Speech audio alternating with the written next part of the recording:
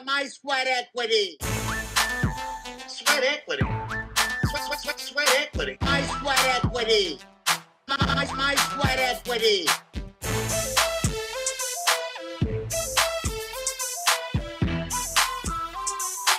Sweat equity. What about my sweat equity? Don't be rude. Got to turn off the phone. I'm going to turn it off completely. Wow. All the way off? What if something happens on the internet? What am I going to do? I don't know. Right?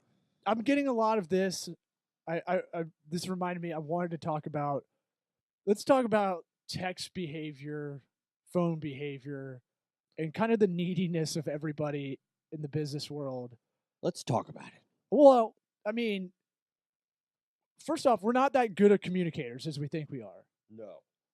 Text messages probably account for 70% of most of my fights, or they have more. If I fight with anybody, most likely it's some kind of misconstrued message. It's not what I'm writing in text or email, Right. but it's read completely differently. Of course. So there's that part, right? You have an emotional part of it. I look at it, if you want to get like real technical, because I'm in PPC, pay-per-click ad mode right now, working on some of that for clients. You know, you have frequency, right? Drop off. Okay. So I'm just starting to tell people like, hey, look, during the workday, I don't text that much. Yeah. I can't focus. Machete don't text. So people get really offended though Yeah. if you don't get right back to them or call right back. Right. And it's like, well, and I'll do this like with a lot of people over like a dozen times. I'm trying to train a little bit of, people that are needy about this. Mm-hmm. Like I'll text in a flurry, and that usually means I'm okay. Like 20 minutes I got if I'm going back and forth, just messing around. Yeah. But then I'll just disappear for a while. And I have to kind of do it in chunks like that. Yeah, I wish the text had like an indicator that you're on do not disturb mode, like we have in Slack. Yeah. All has snoozed notifications. Okay, well, I won't bother him then. Yeah, well, no, it just you can still do it, like set it up. In Slack, you can set, if you're good, you can set it up to, here, I want to tell him this in an hour or tomorrow morning. Yeah. And at reply, so it pushes notification. So Slack's got more options, but texting is like, I don't know, people get really offended, and then sometimes like offended if you're not just Johnny on the spot. And I'm like, what kind of life is that? Yeah, I don't get it. I mean, it's In the business world too. there's very little empathy on I immediately just assume, oh, they're busy. Like, I don't get offended. I mean, I've been dealing with it for a while to try and overcome that offensiveness, being offended. Yeah. It's one thing if it's like, all right, you and I are meeting, we have a meeting going, right? Yeah. And you're trying to get the address because I messed up giving you the wrong address. Sure. Right? Yeah. If there's a time constraint, sure. But that's when, but very rare. I think I'm going back to just calling people. I'm just going to be that. I don't care if I get called old guy. I don't care. I've got gray pubes. I don't care. Yeah. I've got 3 gray pubes. Who cares? Yeah. It goes back to like, when we were buying the dental office building. Everything's an emergency. Everything has to be done yesterday. And why is it not done? And who are we waiting on? And it's somebody else we're waiting on all the time. And it's like, we can just do this at our leisure and then get it done and then like not have to freak out all the time. It's just right. There's always a scramble, especially for like closing on a big purchase, like a building or like shit, yeah. It's just like why is this every time there's a big hullabaloo on what's going on? Why is it not done? It drives me nuts. We're gonna lose the rate. We're gonna lose the rate we got. Yeah. If you don't get in, hey, do you have every place you lived in the last 20 years? Right. Do you have all the documents for that? Right. What? Huh? Yeah. No. It's just like, why do you need all this shit? Like, just look at my credit score and let's move on. And Just give me the money. Right. What's the point of having that? Yeah. That thing's supposed to aggregate if you're just like good about paying stuff. Money now. Me, money. That was me need at the a closing. lot now. Just give it to me. Yeah, it's administrative hell, right? Yeah. And there's bureaucratic. There's no template because every bank will do it differently and every deal is way different I too. know. So they can't like TurboTax it. Yeah. It's crazy. But I know why you're really pissed is because it doesn't need to be that way, and it's false scarcity on Amazon, the out of stock. Yeah. It's a false alarm. It's like when you do production, you do a lot of video production, and people tell you to get there an hour early. Right. When you don't, you're like, look, you know me, I'll be there 15 minutes early. Yeah. Because that's my rule. Yeah. I don't need. Yeah. I don't need to sit there for hours at a time. We should be coaches. We should be football coaches. If you said Just to show- business coach, I was gonna fucking just walk out of here. We should be business coaches. Please, I want listeners to submit corny business coaches to us for us to play on this show. Yeah. I hate business coaches a lot because it is like a PE coach. Because what's the old saying? If you can't teach, Or if you can't do it, teach. yeah, and if you can't teach gym. Yeah. Business coaches are kind of like that, and I always correct anybody kind of like an asshole if anybody calls me that. Mm-hmm. Technically, I call if I get close to that, I'll just say personal trainer. Life coach. Because I'm not gonna be because that's way worse. That's the worst. I know. Those guys have the worst life. It's like a clean comic on stage. They're usually the creepiest off stage. Oh, I'm sure. Yeah. Yeah. Because they had some trauma that happened a long time ago that, Well, there's a weird righteous indignation about, hey, I'm Cosby clean. me. Right. Cosby's a great example, right? He's the prime example. And then you got guys like Brian Regan, which I heard he's like the coolest, nicest human of all time. So it's not everybody for sure, but there's definitely like I would say majority of clean comics are creepier.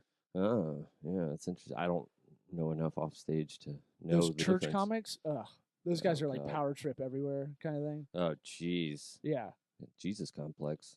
Yeah, they're crushing during the day for a old people crowd, Right. and children. Mm-hmm. It's like magicians. Mm-hmm. Yeah, it's easy. Easy audiences. At least magicians kind of have this weird They have a skill. yeah, but they kind of hate themselves too Sure. a little bit. Well, you're a magician. Yeah, You should hate yourself. yeah, you should. You really should. You really, really should. You're the poor man's comedian. So my thing with texting. So I'll give some pragmatic advice for listeners, viewers, anybody, sweaters, as I like to call them. I hate that. Yeah. We'll work on it. Yeah. Well, find something better. I don't know. Mm. Can you get me Weezer's sweater song? Thank you. I could So, just sing it a cappella. I'm stealing this from my buddy Bryant Donovan, a real estate attorney here in the Tampa Bay area. He kind of puts me to shame on some productivity stuff. So what he does is he does his schedule where he breaks it up into the morning. He'll answer all the emails, but here's the trick. You got to use Boomerang add-on. Boomerang's a Gmail add-on and an Outlook add-on that can schedule all your emails out. So Right. what he's and over time he's trained whoever he's emailing that I'm going to get back to you within a day, right? Because Mhm. that's the mistake you make. Sometimes you initiate contact, someone initiates contact, you get back too quickly, it's expected all the time, Yeah, right? it's a motherfucker. And most things are an emergency. It's Right. a lot of like, Right. right? Well, everybody pushes it to a 10 because that's their own self-interest. right. If I don't do this, they're going to, then I'm going to be waiting on it. I'm going to be, sitting around, and then my boss is going to wonder what I'm doing. And it's like, I'm much more willing to do business with somebody who has a little bit of, I don't know, foresight on the thing. I mean, Right. And I think he does this for like not everybody too. Like he'll get back if it's a huge federal case he wants to take that came his way, he's going to jump on it probably. yeah, I'm saying there's a lot of emails you don't need to do this for. exactly. Right. Most you Mo- don't need to get right back to. Yeah, and I wish I could we got to figure a way to schedule text. I bet there's a way. I feel like there has to be a way, Sure. right? Yeah, there's got to be. I know, and you can do a out of office text reminder like our boys at Scout. If you want to go to wearescout.com, Mhm. give them a plug. They're the only Apple certified B2B consultants in Tampa Bay area. But I text friend of the program, Nate Sinal, who's not going to ever come on this podcast as a guest. I don't think he's a real person. He's canceled about 17 times, but I'll text him sometimes and it hits me back with like not an out of office, but it's like it's an out of office, but it's like with a client, it's like a scheduled reply back. Well, they have Driving right now kind of thing. Well, if you get a phone call and it gives you an option to text somebody, I can't talk right now, that sort of thing. There might be a setting in the phones that we haven't dug deep enough into. You can make those custom. Yeah, you can make those custom, but I'm wondering if you can do it for text as well, like an auto text reply in the phone itself without an app. It was one of the questions I have when he comes in here ever at some point. That and how to clean my Apple Watch. We're just going to ask him all these shitty things we can find out. Yeah. You need to clean your Apple Watch. What do you got to do with it? You need a case, brother. A case? Why? Because break it and then see how bad your life is without your watch.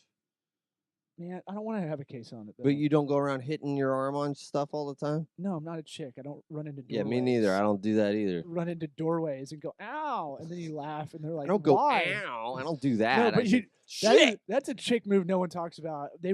A lot of chicks run into, like, walk into doorways right. and just get mad at you Yeah, because you're laughing. I'm like, you walked into a fucking door frame. right. Don't be stupid. It's 36 inches wide. ADA approved 36 inches wide. Yeah. Unless we're in a historic building. You get This is the- grandfathered in. This is the fight I yell back. You got 36 The inches, bitch. 1968 Americans with Disabilities Act clearly states. But my thing was like, all right, so schedule out these things with Boomerang and email. At least that's like super easy. The hard part is like just getting you on track to go, all right, you got to schedule out your time. So what he does is he'll do it at least at the beginning of the day and the end of the day.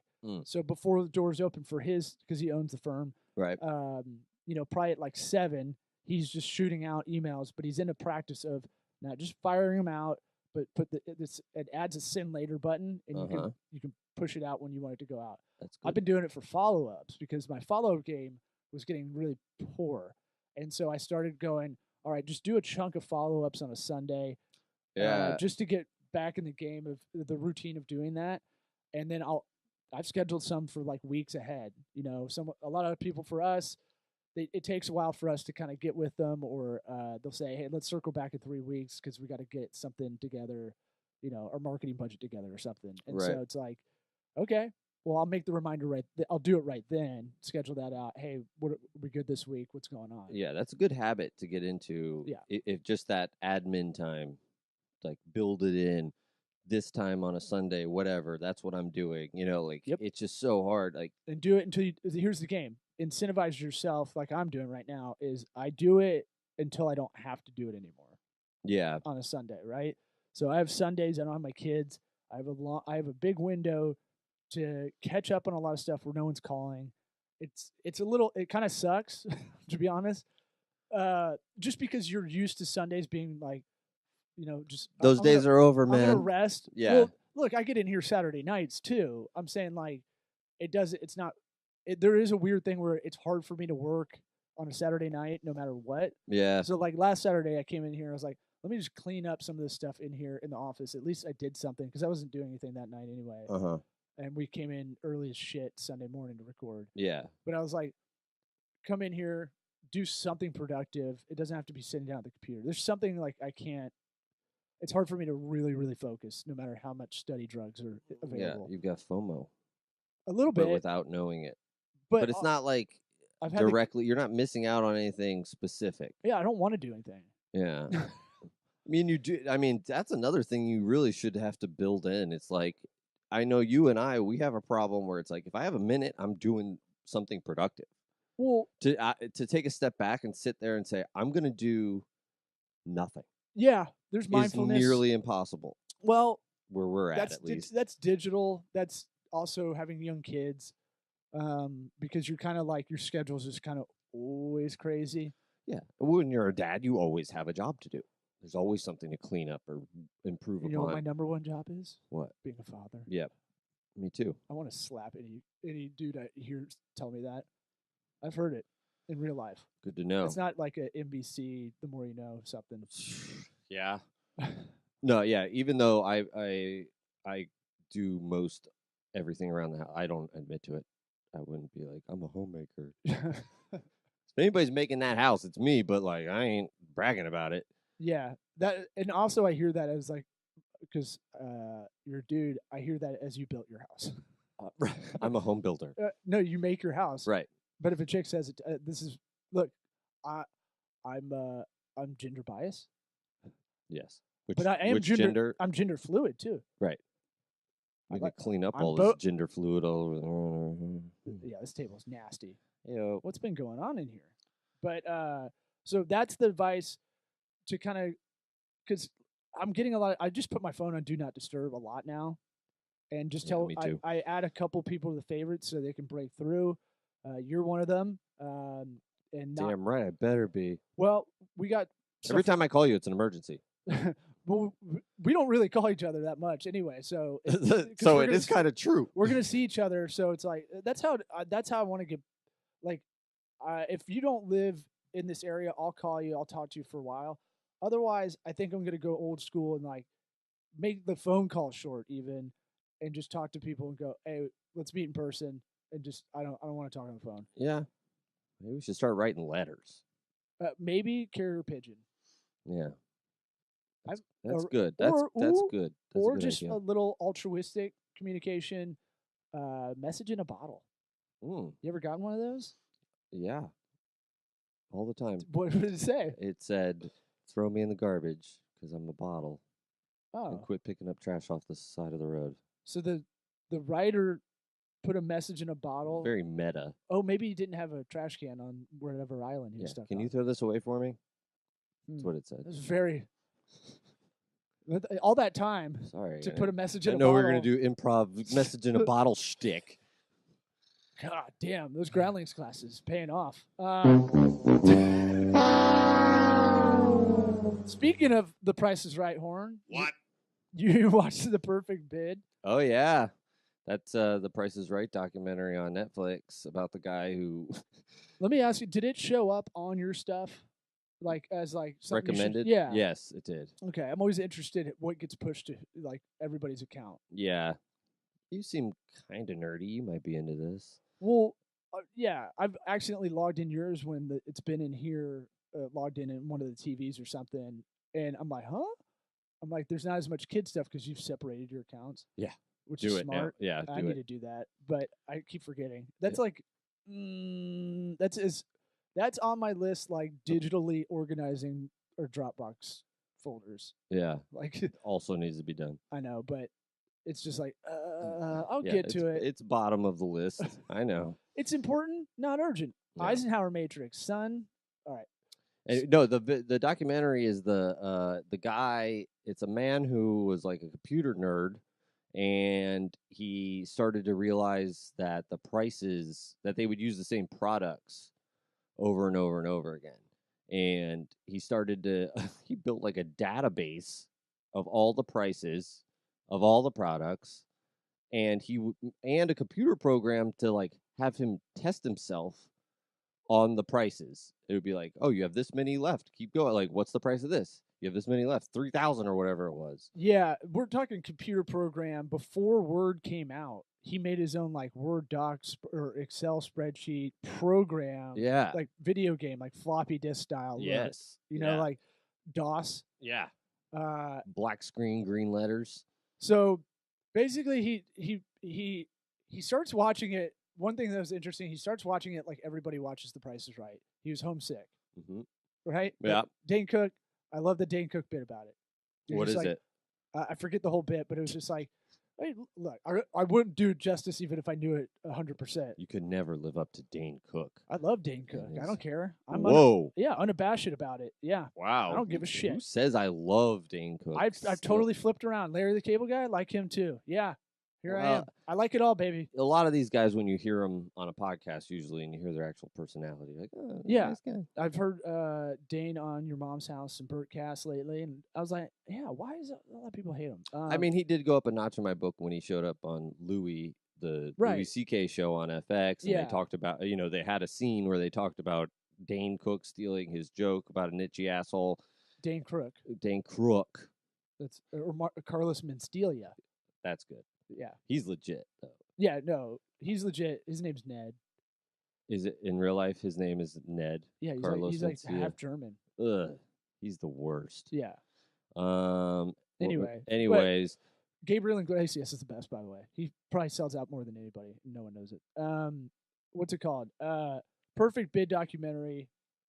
I was like, who is this for?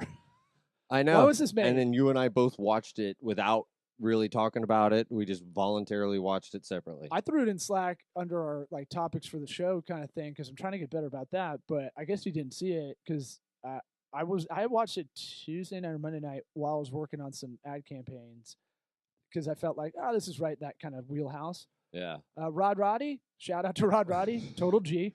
Yeah. Dude, I mean, the crazy thing was so he ended up going to the show like 25,000 times, whatever. He went a bunch. Well, he's getting so much pussy, he couldn't. Right. He had to find time in between. He was the guy, like, he would be yelling for people, and he was there to help people, I guess, what he says. We know is to get laid.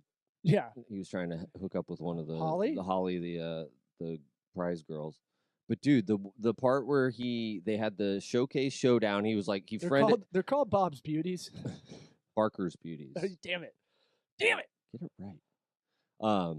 He like befriended some people on one of the last times he went, and this person like went all the way to the showcase showdown, which if you haven't seen Price is Right, it's the last thing you do where you put You a don't need bid to on. explain it. If they don't know Showcase Showdown, Yeah, you can fuck fucking off. fuck off this Get podcast. outta here, Stop God. listening right now. But yeah, he bid the exact right amount down to the dollar. Yeah. He like yelled it to the person, Mm-hmm. and they put it in, and they had to stop the whole show. They were like, something's wrong. How did this happen? They thought there was some kind of conspiracy to like screw the show over and all that. Yep. They're just like, I don't really know He what was else like, to do. please someone hear me. Please. Yeah. That's basically what he was doing. I mean, dude, it's crazy that he like So that did the math in his head. I try to to go the dollar. What's the takeaway from this? All right, so Theodore's the guy's name. Mhm. And then he grew up to be a math teacher.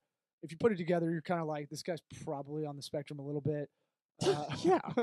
Well, he wasn't so bad. He wasn't like the ticky kind of like, Right. He seemed as though he could talk okay. yeah. He- Well, he's interviewed throughout the whole thing. yeah, exactly. And in the old footage, he has this creepy crustache, across his that the top. Yeah. And then when they interview him present day, he doesn't have it anymore. So it's like, okay, well, he's at least come around on that. He's not a complete psycho. If he was still rocking that thing, God. He probably has the attitude I have. I only have long hair because the ladies like it. He probably had a mustache because he's given so many rides Yeah. Yeah, that's back true. in the day. And now he's kind of, he's lost a little testosterone because he's 50. Yeah, a lot of mustaches in the 80s. But that goes back to, everything in the 80s was pretty gay. Yeah, You know? that's true.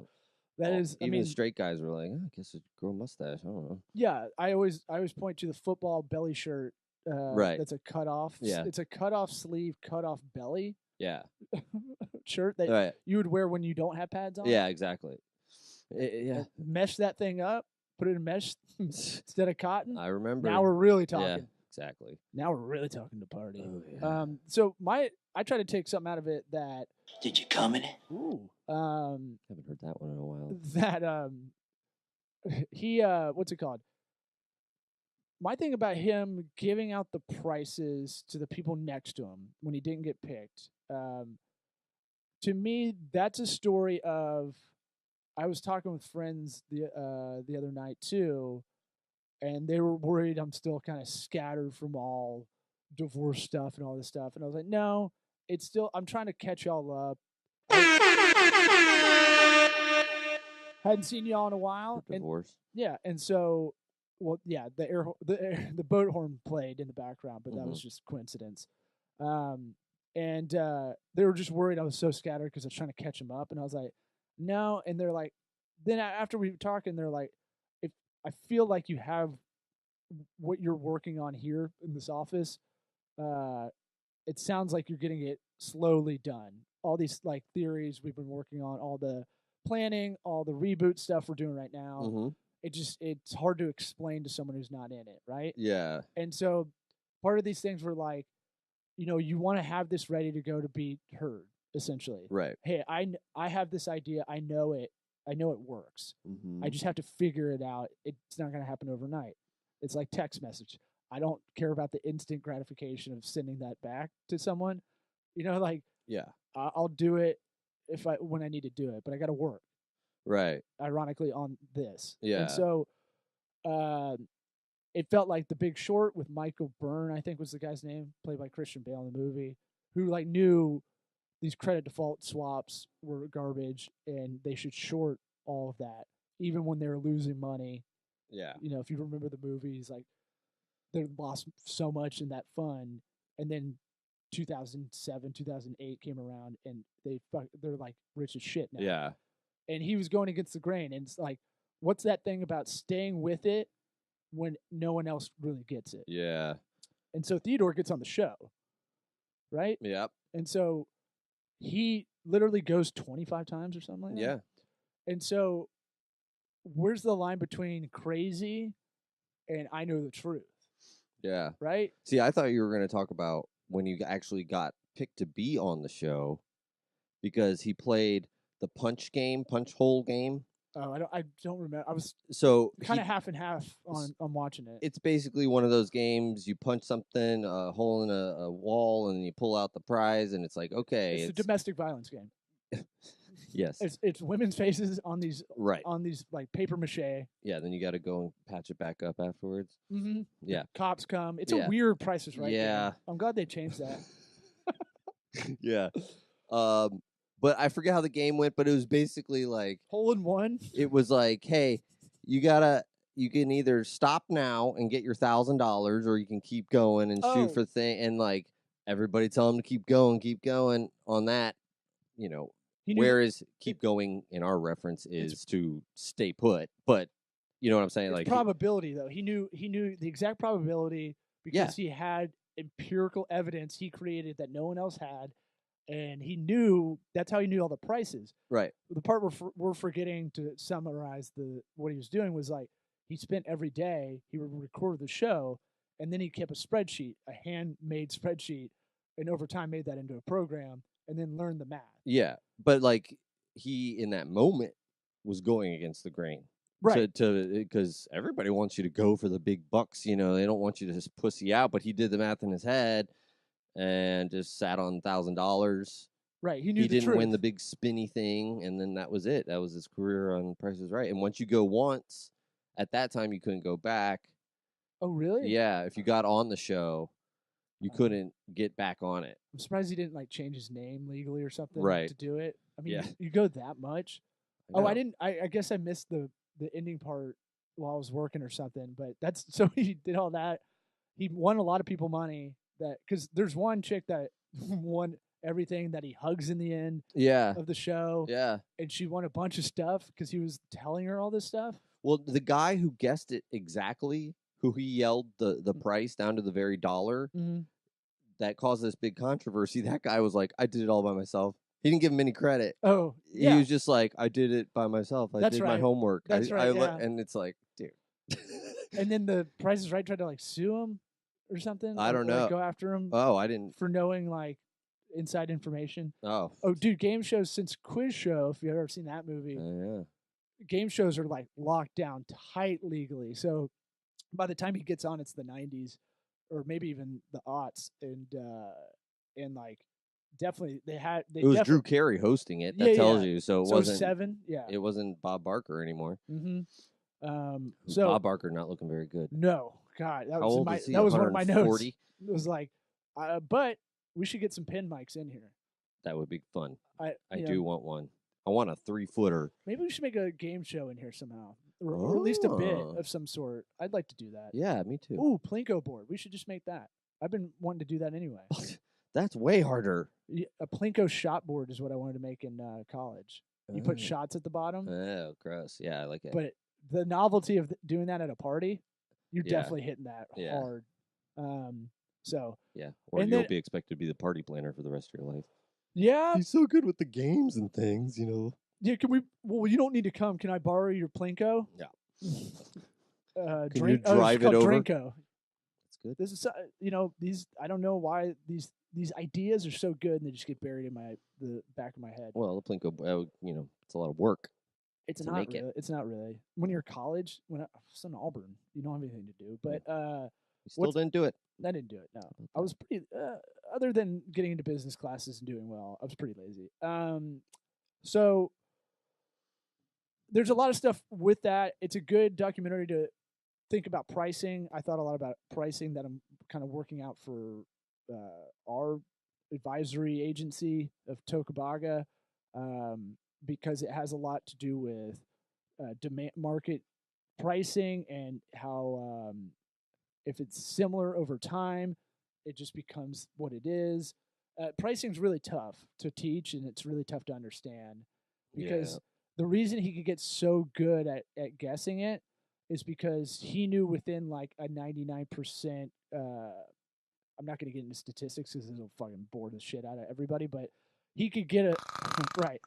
He knew the. I'm going to throw out some just keywords for you. R squared, adjusted R squared, confidence rate, standard deviation, variance of coefficients, coefficient of determination. He could get it down pretty damn close by going, okay, this is what they've had forever, and it's probably going to be this a little different, maybe with inflation.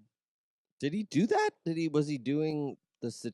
I thought he was just There's like. no way he's a math teacher and didn't do that. But well, statistics, the subject itself is like its own deviation from math. Like a lot of people who are good at math have a trouble with statistics just because it's a weird way to think of things. I don't remember. I thought. You think he just stuck to median, mean, and like? Well, I thought he was just going by old shows, and then it was this, and taking all the information directly from Price is Right. I didn't think he was doing his own. But he would figure out projections. different model numbers and add the premium to that, right? So Well, he figured out some of the options on things, like a Right. car has, so there's a lot of deductive logic to get the numbers. But I bet when he got the numbers, he had to, just a quick one. he had to get, because he wasn't exact every time, right? And he knew he couldn't be because they would change it. They told him they're going to change some of that stuff for him. Right. Well, yeah, they did that, later on. So while he could get it on the nose every now and again, that's what made it amazing. He got it on the nose that one time because that's how statistics work for that. You pump a lot of information in, and you go. Okay. I don't know though. I don't think it was like a statistics thing. If I'm being honest, like I think he had. He may not have done it that way, but that is the way that we look at it today. Is what my point was. Right. We look at analytics because we don't understand data that well, and like we could anybody. And I'll tell you this, and we can wrap on this: is anybody out there that is talking to an agency or marketing someone or someone that says, "Hey, you spend X with us in digital, we're gonna get you X in return," is a fucking liar.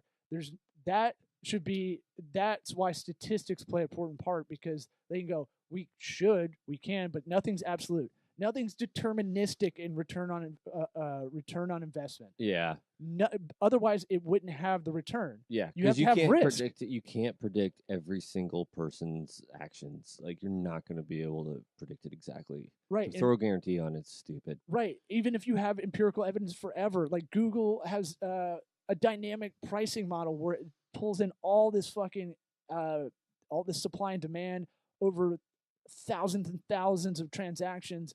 And look, it's human behavior is what you can't get. That's your biggest variable. Right. And so anybody, I fucking hate these companies that do this. I hate them like SEO companies that rip people off.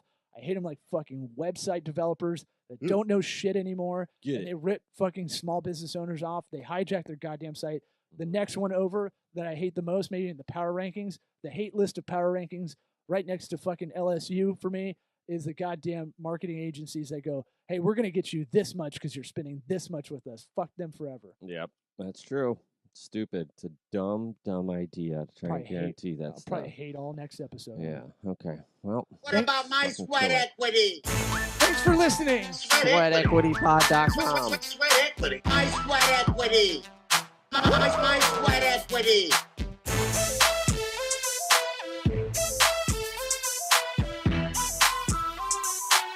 Sweat equity. What about my sweat equity?